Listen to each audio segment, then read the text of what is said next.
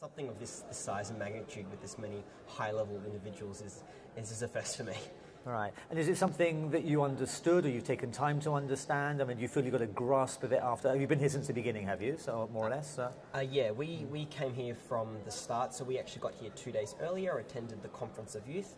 There is an official youth constituency.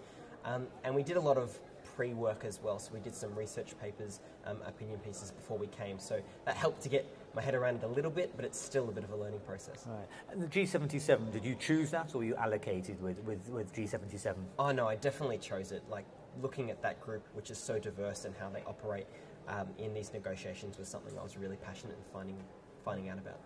And how much access have you had to negotiations involving G77? Have you been in on meetings? Have you spoken to some of the 77 members or delegates from the 77 countries that make up G77?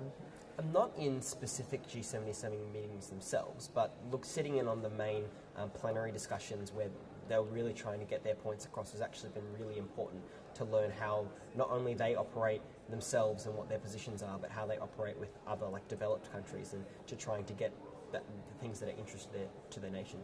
What surprised you? What has been the difficulty or the greatest difficulty in looking at how things work here? I mean, the size of the organisation, the number of meetings going on simultaneously, and what has been the hardest thing that you found, and any revelations about the way these conferences work or don't work?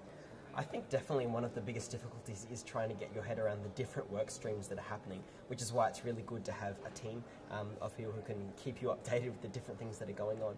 But also trying to get your head around even the little intricacies of what each country is saying, where it seems like a lot of the time they're sticking to a standard line when in fact they're playing a bigger game. They're talking about negotiations on a longer term scale than you might initially realise.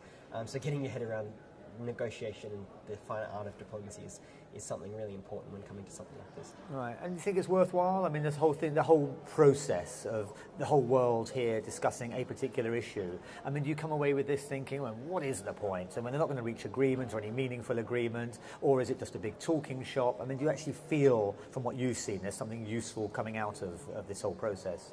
I think for me, definitely there has been something useful. I think it's an incredible opportunity as a student to see what goes on in the highest level of negotiations between countries, but also taking into perspective that one conference may not necessarily be the one where they make all the progress. They might have to get through some of that groundwork that can lay the progress of future conferences. So trying to almost manage your hope budget and to ensure that you're looking forward, not just being pessimistic about what happens in one area and looking forward into the future.